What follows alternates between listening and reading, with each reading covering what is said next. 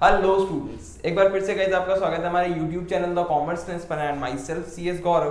Guys आज जो हमारी क्लास है वो है केस स्टडी क्लास। मैंने जैसे कि आपको बताया था कि क्लास 12th BST की, क्योंकि BST सर एक केस स्टडी पेपर है, तो हमारा प्रयास ये रहेगा कि हर संडे हम एक केस स्टडी क्लास करें, जिससे कि हम आपको अंदाजा दे पाएं कि क्या होगा, कैसे केस स्टडी को हम सॉल्व करेंगे, कैसे क्रैक करेंगे, किस तरीके से BST में जो भी केस स्टडी आएंगे उनको एफिशिएंट टाइम एफिशिएंट मैनर में हम सॉल्व कर पाएंगे। ठीक है, नॉर्मली तो हम सर रोज ही केस स्टडी डिस्कस करते हैं वहाँ पे FB ग्रुप और जो हमारा व्हाट्सएप ग्रुप है। अगर वहाँ पे आपको आना है डेली जो केस स्टडीज डिस्कस करनी है तो आप डिस्क्रिप्शन में उसका लिंक है, वहाँ आप आ सकते हैं। वहाँ डेली बेसिस पे केस स्टडी डिस्कस होती है और संडे टू संडे हम क्लासेस के थ्रू यहाँ पे केस स्टडी डिस्कस करेंगे। तो चलिए शुरू करते हैं आज की क्लास। पहला क्वेश्चन देखो, आपको आपकी स्क्रीन पर नजर आ रहा होगा। सर पहला क्वेश्चन बहुत सिंपल छोटा सा क्वेश्चन है। कहता है your grandfather has retired as a director of manufacturing company. आपके जो दादाजी हैं वो रिटायर हुए हैं as a director of manufacturing company. ठीक है, अब ध्यान से पढ़ना है इस क्वेश्चन को, है ना। Eight what level of management he was working.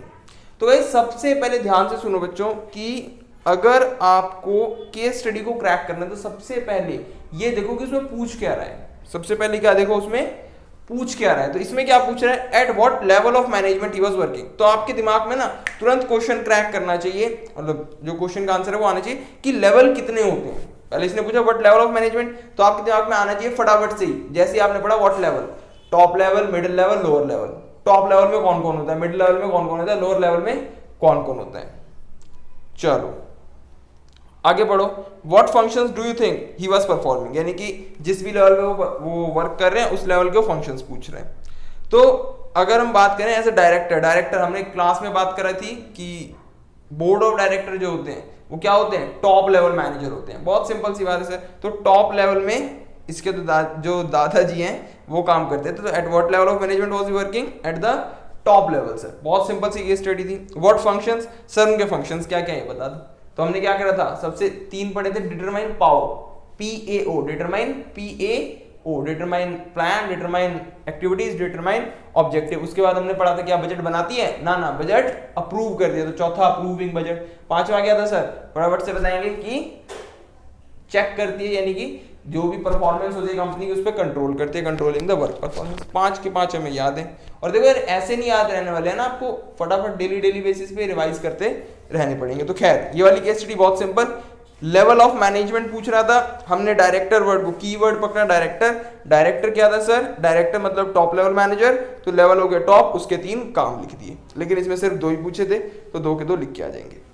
तो ये देखो इन्होंने किस तरीके से लिख रखा था इसका आंसर। कहते हैं since he has retired from the post of director of a manufacturing company he was working at the top level of management. तो इस तरीके से आपको पेपर में लिख के आना पड़ेगा कि वो टॉप लेवल पे काम कर रहे थे, मतलब डायरेक्टर पे काम कर रहे थे और टॉप लेवल है। उसके बाद मेन फंक्शंस। तो देखो इसमें कहीं भी ना इसने डिस्क्राइब नहीं कर रखा, पूरा डिफाइन नहीं कर रखा, एक लाइन में फंक्शंस को बता रखा। He was responsible for the success and failure. इसने जो भी लिखा है हमें कोई मतलब नहीं, हम अपने तरीके से ही लिख के आएंगे। CBSE के सजेस्टेड आंसर वगैरह है, तो जो हमें बुक में हमने याद करें हम वो के वही लिख के आएंगे। Responsible for all business, coordinate the activities of different departments. ये सिंपल। तो आपको यूं नहीं है कि बहुत ज्यादा इनको एक्सप्लेन करना है। ठीक है जी, चलिए। तो ये था guys first question, first case study मेरे ख्याल से समझ आ गई होगी, बहुत सिंपल केस स्टडी थी। अगले क्वेश्चन की ओर बढ़ते हैं और अगला क्वेश्चन देखो, ये रहा आपकी स्क्रीन पे आ गया। चलो नेक्स्ट क्वेश्चन है सर, कहता है अ फ्लोर मैनेजर। ध्यान से पढ़ना, ये क्वेश्चन इंपॉर्टेंट है, ये इतना इजी नहीं है लेकिन मुश्किल भी नहीं है। A floor manager of a mall is a very good manager. एक फ्लोर मैनेजर जो है वो मॉल का बहुत गुड मैनेजर है। As utilises all the functions of management. तो अब आप लोग क्या करोगे ना, ध्यान से सुनो, आप शुरू से लेकर अंत तक पूरा पढ़ोगे केस स्टडी को, शुरू से लेकर और लास्ट तक पूरा पढ़ोगे। पहले यही गलती है सर, गलती है जी हाँ। आपको क्या करना है, सबसे पहले अगर नीचे कोई क्वेश्चन पूछ रखा है एग्जैक्टली तो वो देखो। सबसे पहले इसके लास्ट में आओ, देखो identify the importance of management highlighted above. हमें शुरू से पढ़ना ही नहीं है, हमें शुरू से नहीं, फ्लोर मैनेजर ना लास्ट में अगर वो क्वेश्चन पूछ रखा है, अगर नहीं पूछ रखा क्या है वो बाद में, लेकिन इसमें डायरेक्टली पूछ रखा है कि इंपॉर्टेंस ऑफ मैनेजमेंट। तो हमें ये पता चल गया कि ये कौन से टॉपिक से केस स्टडी आई है, सीधे सीधे इसने बता दिया। तो पहला स्टेप की अगर क्वेश्चन नीचे दे रखा है तो वो देखो इंपॉर्टेंस ऑफ मैनेजमेंट सीधा सीधा में पता चल गया। देखते हैं जी अब कौन सी इंपॉर्टेंस ऑफ मैनेजमेंट ऊपर दी है। अब पढ़ेंगे केस स्टडी। एक फ्लोर मैनेजर है, मॉल का बहुत अच्छा मैनेजर है, as he utilises all the functions of management to minimise cost. वो कॉस्ट को क्या कर रहा है, मिनिमाइज कर रहा है। ये कीवर्ड्स आपको अंडरलाइन करने हैं कि उसने कॉस्ट को क्या करा, मिनिमाइज करा। ठीक है जी। He direct all the staff under him to follow the targets and advise to put their effort in the direction of achievement of these targets. अब ध्यान से सुनो, पहली लाइन में हमने कीवर्ड छांटा, मिनिमाइज करता है कॉस्ट को। दूसरी लाइन में देखो डायरेक्ट करता है स्टाफ मेंबर्स को, यानी कि सभी स्टाफ को साथ लेके चलता है। और क्यों साथ लेके चलता है, क्योंकि उसे टारगेट्स अचीव करने हैं, टारगेट्स अचीव करने हैं। ठीक है जी, दूसरा खत्म करो। Under his guidance the employ admit that they learn a lot and able to meet their targets. This has led to their increase in their salaries. और इससे उनकी सैलरी भी बढ़ी है। सर यहाँ पे इंपॉर्टेंस ऑफ मैनेजमेंट पूछा है। सबसे पहले जब हम इस क्वेश्चन को पढ़ेंगे तो हमारे दिमाग में सबसे पहले क्रैक करनी चाहिए या क्लिक करनी चाहिए सॉरी, कि इंपॉर्टेंस ऑफ मैनेजमेंट थी कौन कौन सी। तो हमने इंपॉर्टेंस ऑफ मैनेजमेंट को पिकनिक के जरिए याद करा था। सबसे पहले प्लान्स बनते थे सर, जब बस बैठे होते थे, उससे ग्रुप ऑब्जेक्टिव्स अचीव होते थे। उसके बाद हम कुछ पैसे लेके जाते थे तो पर्सनल ऑब्जेक्टिव अचीव होते थे। फिर सर एफिशिएंसी इंक्रीज होती थी, है ना, हमको पता होता था किससे मैगी लेनी तो हम तुरंत ले लेते थे, तो इंक्रीज एफिशिएंसी। उसके बाद सर हम जगह जगह जाते थे तो इससे हमारा ओवरऑल डेवलपमेंट था वो भी होता था। और क्या था सर, और हमने पढ़ा था कि इससे सोसाइटी जो है वो ऑर्गेनाइजेशन जो है वो डायनामिक बनती है। तो ये 5 इंपॉर्टेंस जो है वो हमारे माइंड में सबसे पहले आनी चाहिए। उसके बाद ही आप इस केस स्टडी में पहचान पाओगे कौन सी इंपॉर्टेंस की बात हुई है। तो पहला देखो मिनिमाइज कॉस्ट। सर कॉस्ट को मिनिमाइज कर देते, कॉस्ट को कम कर देता है। कॉस्ट को कम कर देते तो मतलब सीधे सीधे इसका पता चल रहा है कि एफिशिएंसी इंक्रीज करता है, क्योंकि हमें पता है कि अगर कम कॉस्ट होगी तो एफिशिएंसी अच्छी है। ये हमने कई बार डिस्कस किया है कि एफिशिएंसी मतलब कॉस्ट को कम कर देना। तो पहला है मिनिमाइज कॉस्ट। पहला कीवर्ड क्या है इसमें, मिनिमाइज कॉस्ट। तो मिनिमाइज करता है कॉस्ट को, इसका मतलब इंक्रीज एफिशिएंसी। तो पहली इंपॉर्टेंस पता चल गई, एफिशिएंसी को इंक्रीज करता है। ठीक है जी। अगला देखो, डायरेक्ट करते हैं सभी मेंबर्स को ताकि वो टारगेट्स अचीव कर पाए, यानी कि सारे मिल के टारगेट्स अचीव कर पाए। तो ये क्यों कर रहा है, ताकि ग्रुप ऑब्जेक्टिव्स अचीव हो पाए, सबके टारगेट्स अचीव हो पाए। तो सेकंड इंपॉर्टेंस यहां पे क्या आ गई, अचीविंग ग्रुप ऑब्जेक्टिव्स। थर्ड देखो, under his guidance employ admit that they learn a lot. उन्होंने बहुत सीखा है, यानी कि उनकी डेवलपमेंट हुई है, तो डेवलपमेंट ऑफ पर्सोनल भी हो गया। This has led to increase in their salary. Sir उनकी सैलरी भी बढ़ गई। हमने क्लास में बात करती है कि सैलरी बढ़ाना हर किसी का पर्सनल ऑब्जेक्टिव होता है, हर कोई चाहता है कि उसकी सैलरी बढ़े। तो यहाँ पे सैलरी बढ़ी है, तो सैलरी बढ़ी है तो इससे क्या हो गया, उनका पर्सनल ऑब्जेक्टिव भी पूरा हो गया। तो देखो इस तरीके से हमें ये करना है। देखो इन्होंने इसका आंसर कैसे लिखा है, आपको आपकी स्क्रीन पे नजर आ रहा होगा कि इन्होंने किस तरीके से इसका आंसर लिखा है। कहते हैं the importance of management highlighted here are first management increases efficiency. देखो इसी तरीके से आपको पेपर में लिख के आना है कि मैनेजमेंट, पहली इंपॉर्टेंस क्या है, मैनेजमेंट से एफिशिएंसी बढ़ी। अब आपने कहां पढ़ा इस पैरा में, आपको कैसे पता चला कि मैनेजमेंट से एफिशिएंसी बढ़ी। तो देखो इसने लिख रखा है, a floor manager of mall is very good as utilise all the functions of management to minimise cost. यानी कि बिकॉज आप लिख देना, because he minimises cost so it means it increase efficiency. आगे देखो क्या कहता है, management helps in achieving group goals. जैसे कि हमने बात करी कि ग्रुप गोल्स अचीव करने में भी मदद करता है। वो कहां से पता चला, वो लाइन लिख दी। थर्ड देखो, सैलरी बढ़ी है तो इससे हमने पता करा कि helps in achieving personal objective. तो आपने कीवर्ड समझ आ रहा है किस तरीके से भाई, पहले में कीवर्ड क्या था, मिनिमाइज कॉस्ट, दूसरे में क्या था, अचीवमेंट ऑफ दीज टारगेट्स और स्टाफ मेंबर सबको पकड़, और तीसरे में इंक्रीज देयर सैलरीज। इसने एक नहीं लिखा डेवलपमेंट ऑफ पर्सोनल, तो वो कोई बात नहीं, वो हम लिख देंगे क्योंकि सब लर्न कर रहे थे ना उससे, तो डेवलपमेंट ऑफ पर्सोनल।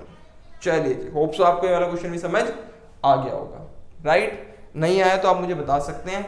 मैंने आप जैसे कि आपको बताया हमारा व्हाट्सएप ग्रुप है, फेसबुक ग्रुप है, वहां पर आप डाउट्स पूछ सकते हैं। चलिए जी अगला क्वेश्चन देखिए, आपकी स्क्रीन पे आपको नजर आ रहा होगा। अगला क्वेश्चन कहता है sir, gold land private limited is a wheat producing company. जो गोल्ड लैंड प्राइवेट लिमिटेड है वो एक व्हीट प्रोड्यूसिंग कंपनी है। Daily 5000 bags of wheat weighing 10 kg are produced here. Sir फिर से हम वही गलती कर रहे हैं, बता दो क्या फटाफट से, कि हम शुरू से क्वेश्चन पढ़ रहे हैं। Very good. तो हमें सबसे पहले क्या करना है सर, सबसे पहले नीचे देखो, identify the concept of management ignored here. Sir इससे कुछ पता नहीं चला कि यहाँ पे कंसेप्ट ऑफ मैनेजमेंट कौन सा इग्नोर हुआ है। चलो तब भी ये तो पता चल गया कि ये कहां से आया क्वेश्चन, कंसेप्ट ऑफ मैनेजमेंट, यानी मैनेजमेंट के बारे में पूछ रहा है। तो मैनेजमेंट के बारे में ज्यादा से ज्यादा क्या पूछ सकता है आप सोचो। मैनेजमेंट की डेफिनेशन उठा लो कि मैनेजमेंट मतलब 5 कामों को परफॉर्म करना एफिशिएंसी से और इफेक्टिवनेस से। तो या तो यहाँ पे काम के बारे में पूछेगा, या तो एफिशिएंसी के बारे में पूछेगा, या फिर इफेक्टिवनेस के बारे में पूछेगा। इस तरीके से कंसेप्ट ऑफ मैनेजमेंट मतलब मैनेजमेंट के बारे में पूछ रहे हो, तो मैनेजमेंट के बारे में या तो इफेक्टिवनेस के बारे में पूछेगा, या फिर एफिशिएंसी के बारे में पूछेगा, और या फिर भाई 5 काम के बारे में पूछेगा। तो 5 काम तो पहले चैप्टर में अभी तक हमने पढ़े नहीं है। देखते हैं क्या पूछ रहे हैं, आप पढ़ो। Gold land private limited is a wheat producing company. 5000 bags वो बनाती थी। In comparison to previous year, अगर प्रीवियस ईयर से कंपेयर करें, इन दिस ईयर, ये ईयर है, has been less number of bags produced on a per day basis. लेकिन इस बार उन्होंने कम बनाए हैं।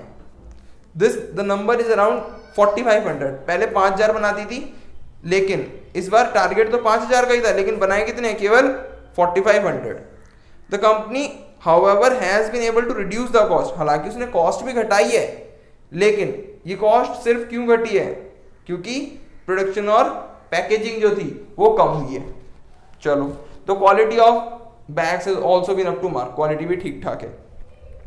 तो आइडेंटिफाई करो कंसेप्ट ऑफ मैनेजमेंट इग्नोर। अब आपको कंसेप्ट ऑफ मैनेजमेंट के बारे में पता होना चाहिए, मैनेजमेंट क्या थी। तो मैनेजमेंट थी किसी भी काम में जब हम कर रहे हैं तो वहां पे 5 काम होने चाहिए, पीओसी, पीओएस, डीसी, है ना, planning, organising, staffing, directing, controlling, ये होने चाहिए थे। और उसी काम को इफेक्टिवनेस, इफेक्टिवनेस मतलब काम पूरा हो जाना चाहिए, और एफिशिएंसी मतलब मिनिमम कॉस्ट में होना चाहिए। तो एक बात बता दो कि यहाँ पे काम पूरा हुआ है, क्या यहाँ पे काम पूरा हुआ है? कॉस्ट तो छोड़ दो, क्या काम पूरा हुआ है? 5000 बैग्स बनाने थे, 4500 ही बनाए? नहीं। तो क्या ये लोग इफेक्टिव हैं? नहीं, ये लोग इफेक्टिव नहीं है सर। यानी कि जो कंसेप्ट ऑफ मैनेजमेंट यहाँ पे इग्नोर हुआ है वो क्या है? इफेक्टिवनेस। कैसे हमें पता चला कि सर हमने देखा यहाँ पर इन लोगों ने काम पूरा नहीं किया। तो देखो इसका आंसर आपकी स्क्रीन पे आपको नजर आ रहा होगा। The concept ignored here is that of effectiveness. कि यहाँ पे कंसेप्ट इग्नोर हुआ है वो किसका है? Concept of effectiveness, as the quantity produce here is less than targeted. तो वो क्या थी? Less than targeted. Effectiveness require output to be required in required quantity, time and quality. यानी कि जो आउटपुट है वो रिक्वायर्ड टाइम में होना चाहिए, क्वांटिटी में होना चाहिए और क्वालिटी में होना चाहिए। ठीक है, तो मेरे ख्याल से समझ आ गया होगा कि यहाँ पे इफेक्टिवनेस के कंसेप्ट को इग्नोर किया है। बहुत सिंपल था सर। अगला क्वेश्चन देखो सर, आगे कहता है Deepak's father has retired as a purchase manager of a company, at what level of management he was working. फिर से सर लेवल पूछ रहे हैं सर, कौन से लेवल पे? तो फिर से टॉप लेवल, मिडिल लेवल और lower level. Sir purchase manager specifically मैंने क्लास में बताया था कि purchase manager, sales manager, division manager, ये सब कहाँ होते हैं? मिडिल लेवल पे। कहाँ होते हैं? मिडिल लेवल पे। सबसे ऊपर होते हैं टॉप लेवल, उनके नीचे फिर जो होते हैं बटे होते हैं। तो हमें साफ ही पता चल रहा है यहाँ पे कीवर्ड कौन था? Purchase manager. कीवर्ड क्या था यहाँ पे? Purchase manager. जैसे हमें वर्ड नजर आया परचेज मैनेजर, हमने लगा लिया कि भाई ये मिडिल लेवल का क्वेश्चन है। अब पूछ रहा है मिडिल लेवल के फंक्शंस कौन कौन से थे। तो मिडिल लेवल के फंक्शंस मैंने कहा था मिडिल लेवल का जैसे ही मिडिल लेवल वर्ड दिमाग में है, उनके फंक्शंस के लिए एक ही वर्ड दिमाग में आना चाहिए, एम्प्लॉइज। सर एम्प्लॉइज, जी हाँ, एम्प्लॉइज को अपॉइंट करते हैं, फिर उन्हें मोटिवेट करते हैं, फिर उन्हें इंस्ट्रक्शंस देते हैं, और सर टॉप लेवल से तो जो प्लान है वो तो इंप्लीमेंट करते ही करते हैं। और एम्प्लॉय के बीच में झगड़े ना हो इसलिए उन्हें क्या करते हैं? इंस्ट्रक्ट भी करते हैं। जिन बच्चों को नई नई लग रही है क्लास, वो जो हमारी पिछली क्लासेस है वो देख के आ सकते हैं, तब उनको सब समझ आ जाएगा यहाँ पर क्या हो रहा है। चलिए जी, तो मेरे ख्याल से बहुत सिंपल सिंपल से क्वेश्चन है ये। अगले क्वेश्चन की ओर बढ़ देते हैं सर। आज की क्लास का लास्ट क्वेश्चन, ये बड़ा सा क्वेश्चन है, 2 पार्ट्स में आपको नजर आएगा क्योंकि स्क्रीन हमारी छोटी सी है। देखो जी क्या कहते हैं, आराम से पढ़ेंगे इसको। सबसे पहले मैंने आपको कहा कि शुरू से नहीं पढ़ेंगे इतने लंबे क्वेश्चन का, तो छोटा क्वेश्चन है तो उसको चाहे शुरू से पढ़ लो, लेकिन इतना बड़ा क्वेश्चन है तो पहले इसके लास्ट में जाओ। तो देखो इसके लास्ट में आपको नजर आ रहा होगा, कहते हैं which importance of management is highlighted here, यानी कि यहाँ पे इंपॉर्टेंस ऑफ मैनेजमेंट के बारे में पूछा है। तो फिर से इंपॉर्टेंस ऑफ मैनेजमेंट कहा ना, जैसे इंपॉर्टेंस ऑफ मैनेजमेंट वर्ड हाथ वो आए क्वेश्चन में तो आपके दिमाग में क्या आनी चाहिए, पिकनिक। पिकनिक से हमने याद किया था ना 5 इंपॉर्टेंस ऑफ मैनेजमेंट, तो वो आ जानी चाहिए। तो इंपॉर्टेंस ऑफ मैनेजमेंट आपने याद कर ली। अब यहाँ पे पूछा है कौन कौन सी इंपॉर्टेंस ऑफ मैनेजमेंट है। ऑल्सो आइडेंटिफाई द लाइन्स, देखो इसने बोल भी रखा है कि आपको लाइन्स भी पहचाननी है कि आपने कौन सी इंपॉर्टेंस कहाँ से पकड़ी, जैसे हमने लास्ट क्वेश्चन में करा था ना, इफेक्टिवनेस कहाँ से पकड़ी, एफिशिएंसी कहाँ से, तो वो भी। चलो जी अब पढ़ते हैं। XYZ Limited is a management oriented company. Time and again all the employees learn from their seniors. वो लर्न कर रहे हैं अपने सीनियर से the various ways of dealing with diverse situation. तो पहला तो यहीं से ही पता चल गया हमें कि वो लर्न कर रहे हैं, तो उनको क्या हो रहा है, डेवलपमेंट हो रहा है उनका। भाई जो लर्न करेगा तो development of personnel.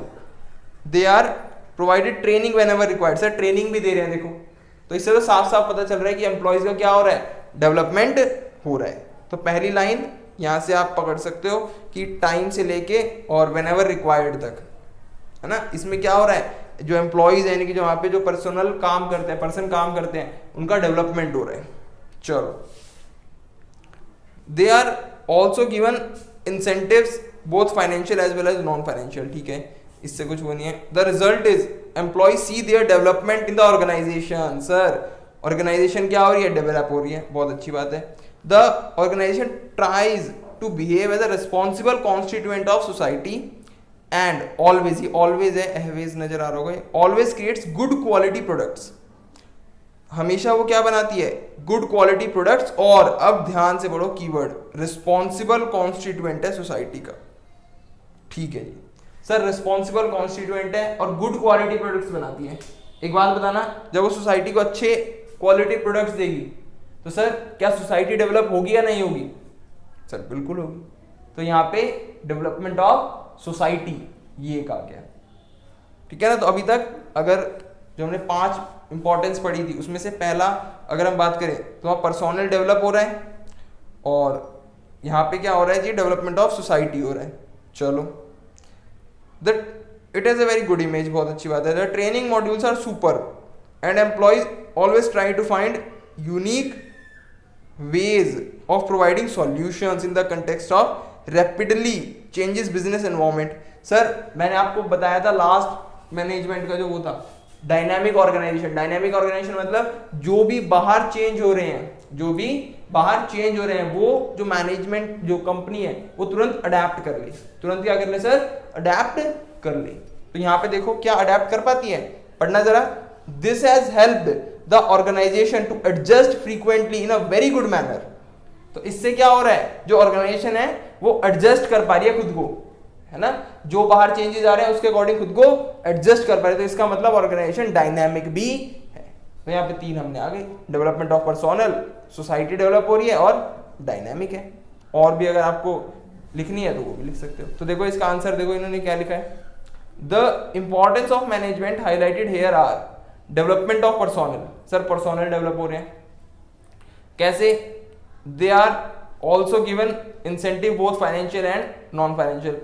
The result is employees see their development, तो उनकी डेवलपमेंट उन्हें नजर आ रही है। उन्होंने फाइनेंशियल एस्पेक्ट से लिख दिया, हम चाहें तो ऊपर वाले उससे भी लिख सकते हैं जो उन्होंने लिखा था ना कि ट्रेनिंग मिल रही है, ट्रेनिंग से भी उनका डेवलपमेंट हो रहा है, तो आप वहां से भी लिख सकते थे। आगे का development of society, sir society develop हो रही है।